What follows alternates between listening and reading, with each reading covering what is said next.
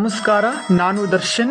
ಇಂದಿನ ವಿಡಿಯೋದಲ್ಲಿ ಕೃಷ್ಣನ ನೇರವಾದ ಒಂದು ಮಾತನ್ನು ನಿಮ್ಮ ಮುಂದೆ ಹೇಳ್ತಾ ಇದ್ದೀನಿ. ಅರ್ಜುನ, ಕೇಳು, ಜೀವನದಲ್ಲಿ ನೀನು ನಿಂತಿರುವ ಜಾಗ ಯಾವುದು ಅಷ್ಟೇ ಮುಖ್ಯವಲ್ಲ, ನೀನು ನಿಂತಿರುವುದು ಧರ್ಮದ ಕಡೆಗೆ ಅನ್ನೋದು ಮುಖ್ಯ.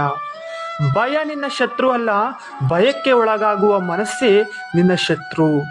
ನಿನ್ನ ಕೈಯಲ್ಲಿ ಇರುವ ಕೆಲಸವನ್ನು ಪ್ರಾಮಾಣಿಕವಾಗಿ ಮಾಡು, ಫಲದ ಚಿಂತೆಯನ್ನು ನನ್ನ ಮೇಲೆ ಬಿಡು.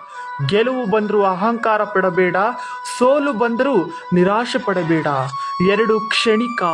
ನಿನ್ನೊಳಗಿನ ಸತ್ಯ, ಶಾಂತಿ ಮತ್ತು ಧರ್ಮ ಮಾತ್ರ ಶಾಶ್ವತ. ಕೋಪ ಬಂದಾಗ ಮೌನವಾಗಿರು, ನೋವು ಬಂದಾಗ ಸಹನೆ ಇಟ್ಟುಕೋ. ನೀನು ಒಂಟಿಯಲ್ಲ ಅರ್ಜುನ, ನಿನ್ನ ಜೊತೆಯಲ್ಲಿ ನಾನು ಇದ್ದೇನೆ. ನಿನ್ನ ಬದುಕು ನೀನೇ ಬರೆಯುವ ಮಹಾಭಾರತ. ಅದರಲ್ಲಿ ಧರ್ಮವೇ ನಿನ್ನ ಸಾರಥಿ ಆಗಿರಲಿ. ನಮಸ್ಕಾರ.